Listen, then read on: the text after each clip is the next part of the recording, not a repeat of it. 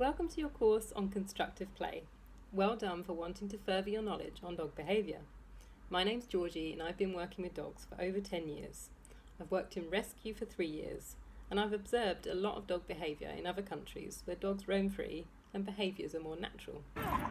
During this course we will cover what is constructive play and what should it look like, what are its benefits, what does body language mean during play, when play stops being beneficial, how to keep things constructive and what to do when it's not, how to enrich your dog in other ways.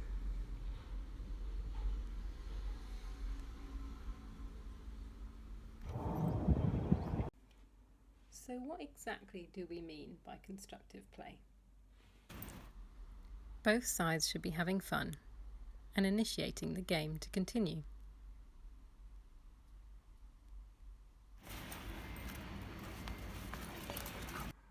Playmates should be well matched. Each breed has a different style of playing that's completely natural and unique to them. Bull breeds might be more bargy, little dogs more humpy, chasey games, collies more stalky. Matching your breeds will set your dog up for good constructive play. Sometimes breeds can self-handicap and change their play style to suit their playmate. This is really nice to see in really social dogs. You'll sometimes see larger dogs self-handicap to play with smaller dogs too, putting themselves on the floor and playing on their sides.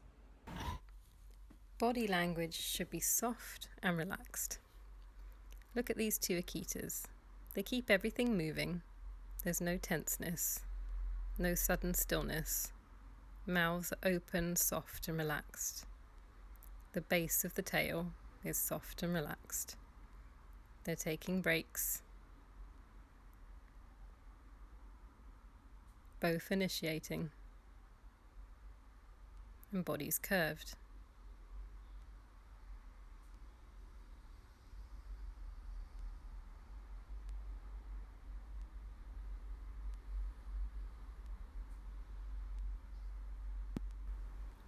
Good play should be broken up by breaks to sniff, toilet, drink, and be independent for a moment.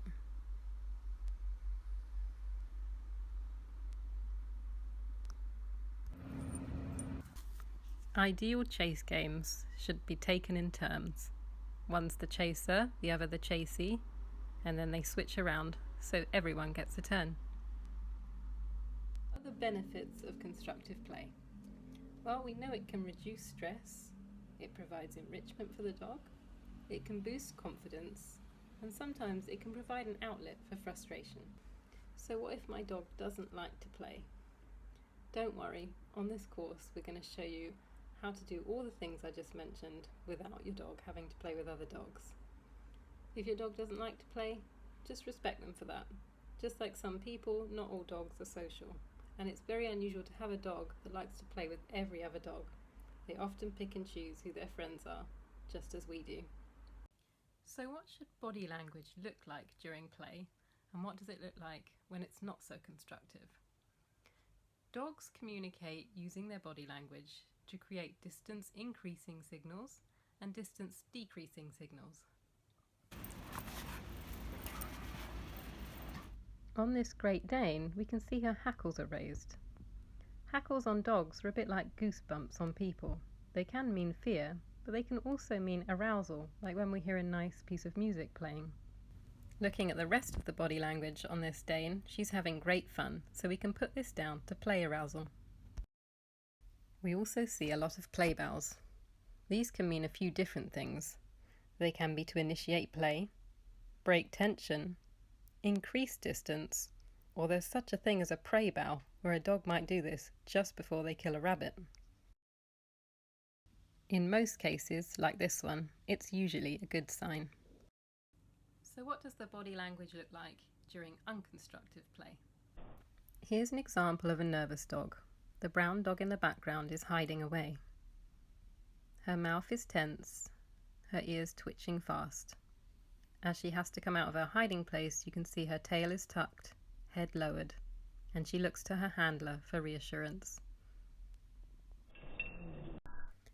While this chase game looks fun, you can see that the scruffy dog has got a bit carried away. All dogs have prey drive, and sometimes this can be triggered during chase and play. It looks like he's about to nip the little one's bottom, but he just misses. When chase stops being about play, you'll see that the dog looks more like they're in hunting mode. Head down, lowered, silence, tail a bit more tense at the base. And they're really focused on their target. Watch the Jack Russell on the left's face. It's tense, and he shows his teeth slightly. Then he reacts. A controlled tell-off is fine, and a good communication, but you might need to step in if a dog feels like they need to take it further. If arousal's high and play gets rough, things can quickly escalate. Let's talk about vocalizations during play. Some breeds will vocalize more than others. Bull breeds and sighthounds tend to vocalize quite a lot during play. If your dog is doing a play growl, their whole body should be soft and loose and fluid. If things are a bit more serious, you'll see a much more tense body, a tense face, and sometimes the whites of the eyes. Barking can be used as a distance increasing signal. They want the other dog to go away. This is often paired with teeth flashing, growling, a tense face, lunging on the lead. Barking can also be used to try and initiate a game.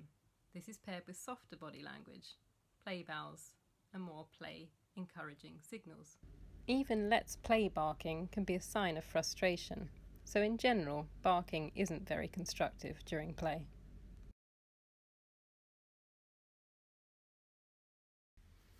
This barking clearly means go away. The face is tense, the teeth are on show, and the ears are back. Dogs might still wag their tail, but the tail wag will be fast and tense. A growl in this situation isn't a friendly one.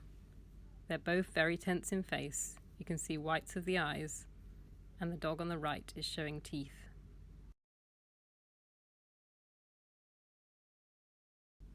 In general, each party should be enjoying the game. Self-handicapping is always a bonus.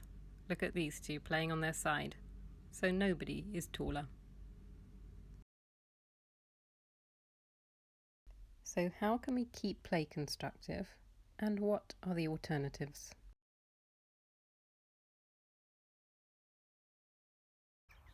Your recall should be 100%, even around distractions, before your dog is off lead.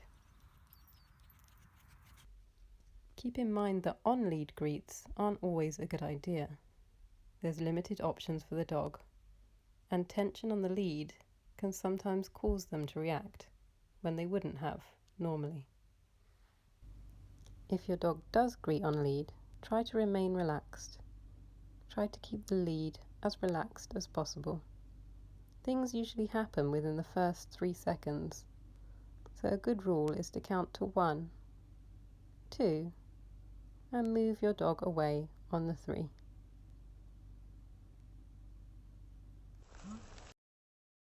Keep an eye out for signals and warnings from other dog owners.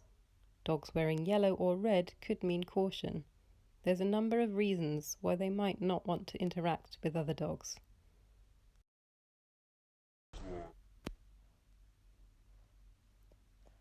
If you notice your dog or another dog is not having fun, it's time to end the interaction and call your dog away.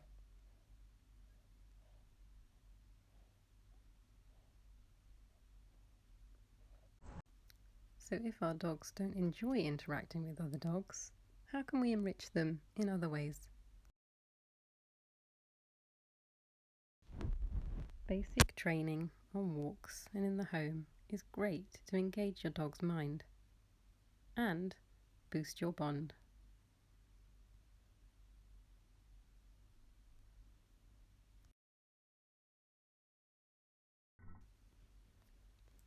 You can make use of equipment that you might find in parks.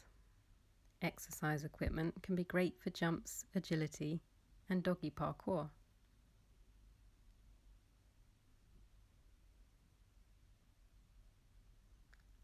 Leaves and long grass can be good for snuffling in and finding treats. Logs can be great for search games.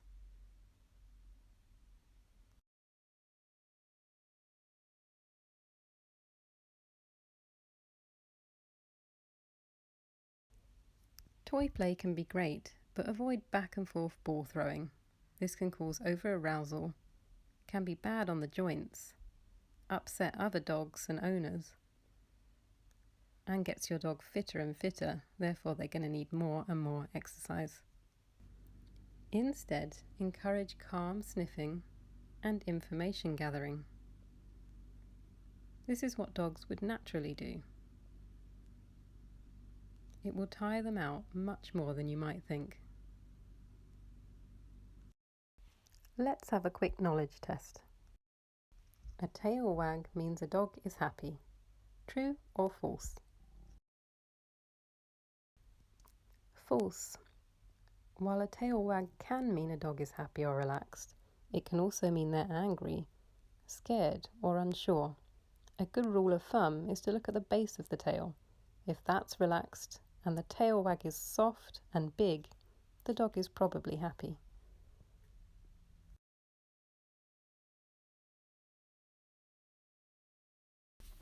A play bow doesn't always mean play. True or false? This is true. Amongst other things, it can also be used to break tension. Dogs are generally trying to avoid any conflict, and a play bow is a really good way to say, let's be calm. Play with other dogs is essential to your dog's happiness. True or false? False. There are lots of other ways to enrich your dog, and play with other dogs might not necessarily be beneficial for your dog. A dog wearing yellow can be trying to signal something. True or false?